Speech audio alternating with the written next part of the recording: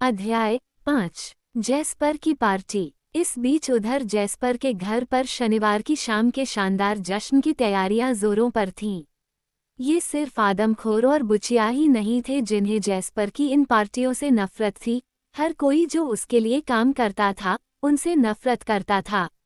अच्छे से अच्छे मौकों पर भी जैस्पर कोई मिठवोला आदमी नहीं था, मगर अब तो वह बर्दाश्त के बाहर था। जरा उस वाघ की हालत तो देखो। वह माली पर चिल्लाया, इसे केक कहते हो तुम? आए। वह हलवाई पर गरजा, तुम्हारे ख्याल में यह उम्दा शरबत है? वह रसोई पर बरसा। अजीब बात यह थी कि हर चीज एकदम ठीक थी। बाग की घास मखमल के गुलीचे जैसी थी। केक बेहद नरम, हल्का और स्वादिष्ट था। शरबत मीठा और भीनी भीनी सुगंध वाला था। लेकिन इनमें से कोई भी चीज जैस्पर को पाजामे से बाहर होने, चीखने चिल्लाने और हंगामा खड़ा करने से नहीं रोक सकी। भगवान के लिए अब यह बचपना छोड़ भी दो। आदमखोर और बुचिया ने जब उसे जमीन पर पैर पटकते और दीवारों पर मुठियां बरसाते देखा तो सोचा, जैस्पर की सभी पार्टियों का कोई न कोई विषय होता था। सबसे हाल की पार्टी में सभी मेहमानों को जानवरों के भेस में आने के लिए कहा गया था। जैस्पर खुद एक तोते के भेस में गया था। उसने एक अजीबो-गरीब लिबास पहना हुआ था जो हजारों हजार रंग बिरंगे परों से बना था, जिन्हें हाथ से निश्चय ही जैस्पर द्वारा नहीं सिला गया था। पीछे की तरफ एक लंबी, हरी, पंखदार पूंछ थी। जब वह चलता तो पूंछ जमीन को बुहारती चलती थी। जैसा कि आप सहज ही कल्पना कर सकते हैं, वह परम मूर्ख और बिल्कुल खिसका हुआ दिखाई दे रहा था। चून की पार्टी में सभी लोग जानवरों के से लियास में आए थे। चूहे और खरहे और बंदर और बिल्लियां चनकर जैस्पर ने सोचा कि अगर पार्टी में जानवरों को इंसानों के से लिबास पहना दिए जाए तो हद दर्जे की दिल लगी होगी। लिहाजा उसने काफी रकम खर्च करके दोनों कुत्तों के लिए कुछ कपड़े सिलवाए। आदमखोर को कमीज और टाई के साथ एक 3 पीस सूट पहनने पर मजबूर होना पड़ा। जैस्पर ने आदमखोर के लिए सुनार से जंजीर वाली एक जेवी घड़ी भी बनवाई। बेचारी बुचिया को एक छोटा सा रेशमी फ्रॉक पहनना पड़ा जिस पर गुलाब के फूलों की छींट थी और इसके साथ एक चौड़ा गुलाबी कमरबंद था। मेहमानों ने जब कुत्तों को देखा था तो वे कितना हंसे थे। वे भी, जिन्हें इसमें कोई हंसी की बात नहीं लग रही थी, ये जाहिर करते रहे कि ऐसा था क्योंकि उन्हें जैस्पर का डर था। कैसे बेतुके लग रहे हैं ये, है न? एकदम लोटपोट हो जाने वाली बात है। रही याद इस सकस नुमा पार्टी की, तो ये तो और भी खराब रही थी। हालांकि शुरू में ऐसा नहीं लगा, क्योंकि आदमखोर और बुचिया को सकस के जानवरों की तरह सिर्फ चुन्नतदार कॉलर और तिकोनी टोपियां पहननी पड़ी थीं।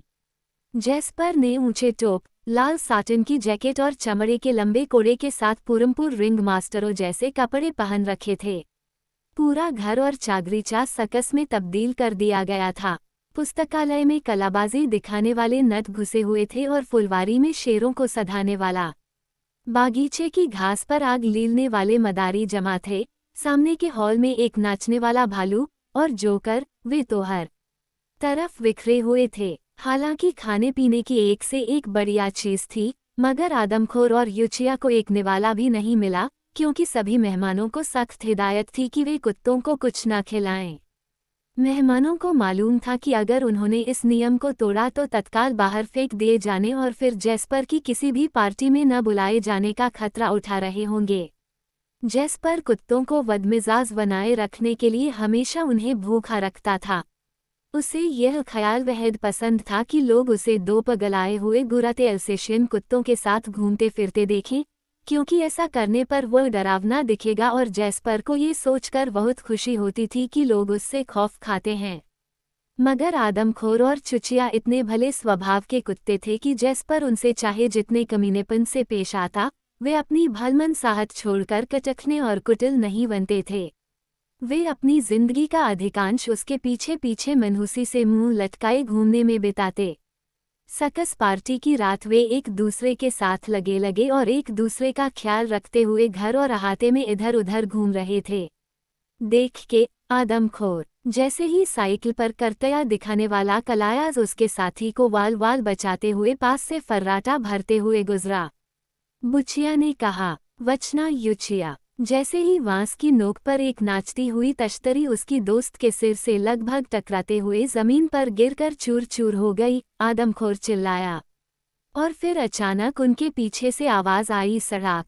किसी ने कोड़ा फटकारा था। दोनों कुत्तों ने भयभीत होकर एक दूसरे की तरफ देखा। सड़ाक! अब क्या करें हम? आदमखोर ने पूछा। भागो, बुचिया बोली। भागो, सड़ाक! कुत्ते भागे और निकल भागने की कोशिश में जितनी तेजी से भाग सकते थे, भागे, लेकिन उनके सामने अब कोई एक बड़ा सा छल्ला उठाए खड़ा था। खैर, इसमें किसी किस्म की समस्या न हुई होती, सिवाय एक छोटे से व्योरे के छल्ले से लपटें निकल रही थीं।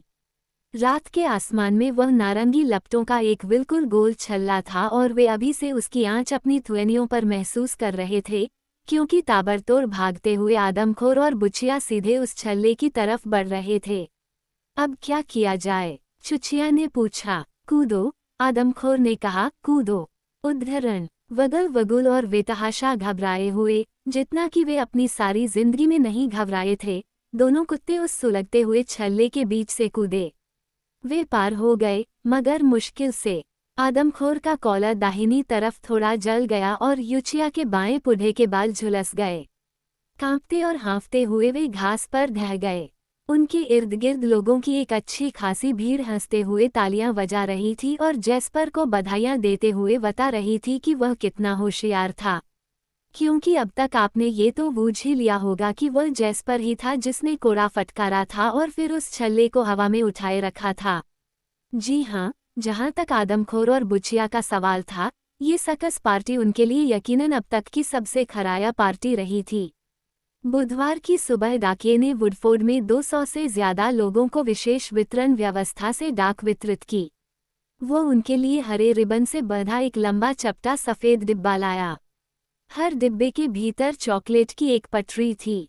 पार्टी, उस पर सफ़ेद चॉकलेट से लिखा हुआ था, और फिर उसके नीचे, जैस्पर जेलिटिस शनिवार की रात को अपनी हैरतअंगेज, अविश्वसनीय, मुक्तहस्त आयोजित, जीवन में एक बार वाली, वुडफोर्ड में कभी और इस हिसाब से कहीं और भी न देखी गई चॉकलेट पार्टी में आपकी उपस्थिति के आनंद के इच्छुक हैं। फिर इसके नीचे लिखा था, ठीक 8 बजे। उम्दा फ्रॉक और बेहतरीन सूट अनिवार्य। सारे मेहमान भयंकर रूप से उत्तेजित थे। वहाँ एक वस जितनी बड़ी चॉकलेट पुडिंग होगी, इवी से चोटी तक सजे धजे। शनिवार को पार्टी के लिए जाते हुए उन्होंने एक दूसरे से कहा।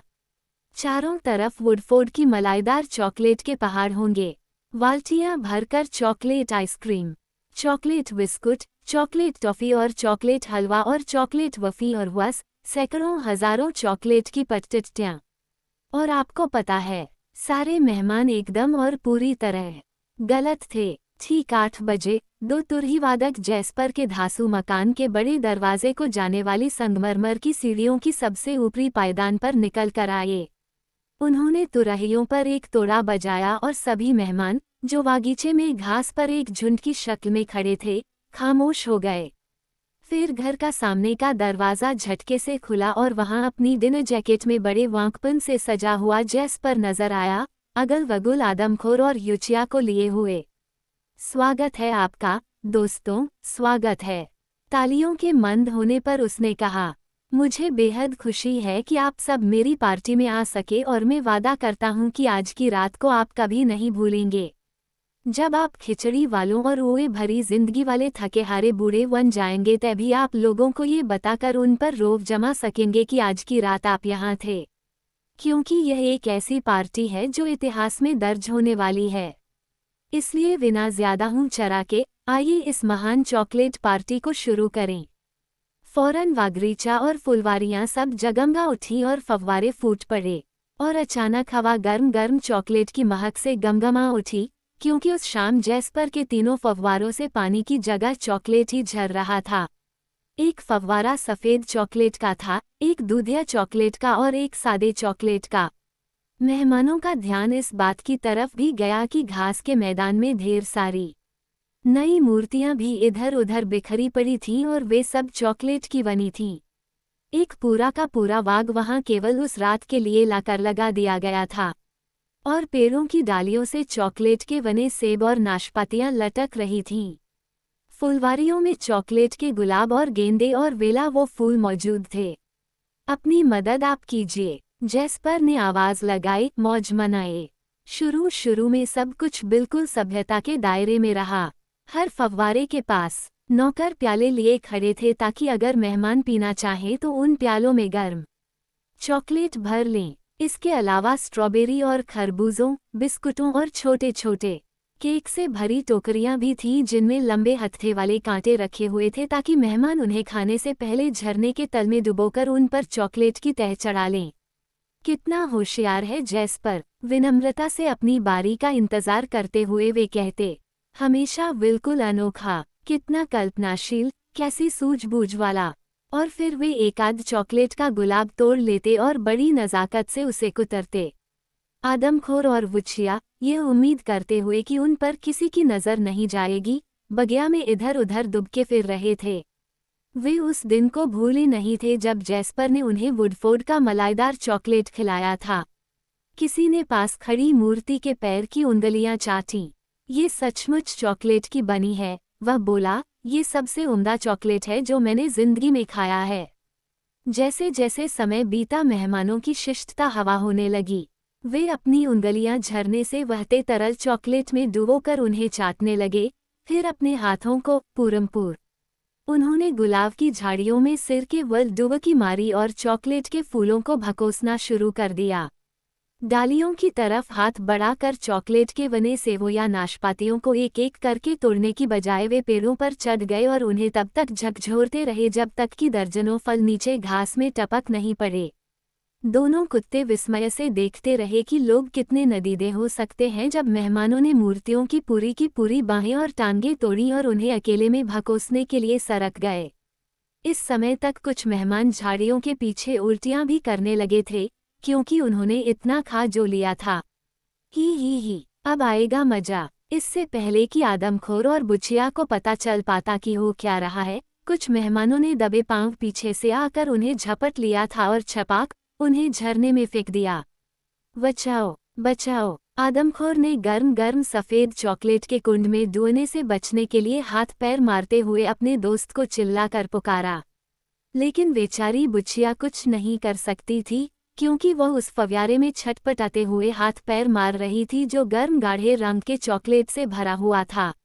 अपना मुंह मत खोलना, कुछ भी हो, इसमें से जरा भी निगलना नहीं, अपने को चाटना भी मत। बेहद मुश्किल से दोनों कुत्ते आखिरकार किसी तरह जोर लगाकर फव्वारों से निकलने में कामयाब हुए, लेकिन वे तब तक पूरी तरह चॉकलेट में लिथड़ चुके थे। जैस्पर और उसके मेहमान उन्हें देखकर किस कदर ठहाके लगाते रहे, एक सफ़ेद और एक चॉकलेटी। और फिर वे बस टहलते हुए दूसरी तरफ चल दिए और उन दोनों को बिल्कुल भूल गए। आदमखोर और बुचिया ने चॉकलेट को अपने गिर्द सख्त होते महसूस किया। ऐसा लग रहा है जैसे मैं पथराता जा रहा हूँ, आदमखोर बोला। हम इसके सिवा और कुछ नहीं कर सकते कि तब तक इंतजार करें जब तक कोई आकर हमारी मदद नहीं करता, बुचिया ने जवाब दिया। रात ढलती रही और आखिरकार यह पगलाई पार्टी खत्म हुई। आखिरी चॉकलेट चकराए मेहमान ने विदा ली और जैस्पर, थका हुआ मगर खुश, सोने के लिए अपने बिस्तर पर चला गया। उस समय तक दोनों कुत्तों पर चॉकलेट का लेप पूरी तरह कड़ा पड़ चुका था और वे अंगुल भर भी नहीं हिल सकते थे। होते होते अगली सुबह हो गई जब कुछ नौकरों ने, जो बागीचे का भयंकर कचरा साफ कर रहे थे, आदमखोर और बुचिया को देखा और उन पर तरस खाया। वे कुत्तों को उठाकर रसोई में ले गए और उन्हें एक एक करके गर्म पानी के पतीले के ऊपर तब तक खड़ा रखा जब तक कि चॉकलेट पिघल कर उन पर से टपकने नहीं लगा। यहाँ तक कि दोनों कुत्तों के नीचे तरल चॉकलेट का एक तालाब बन गया और वे एक बार फिर मुक्त हो गए। बस, बहुत हुआ। जैसे ही आदमखोर की सांस वापस आई, उसने कहा, जैस्पर जेलिट ने मेरी नाक में दम कर दिया है। फिक्र मत करो, अपनी बारी आते ही हम पूरा हिसाब चुकता कर देंगे, अपने तरीके से, बुचिया आगे बोली। देखते जाओ।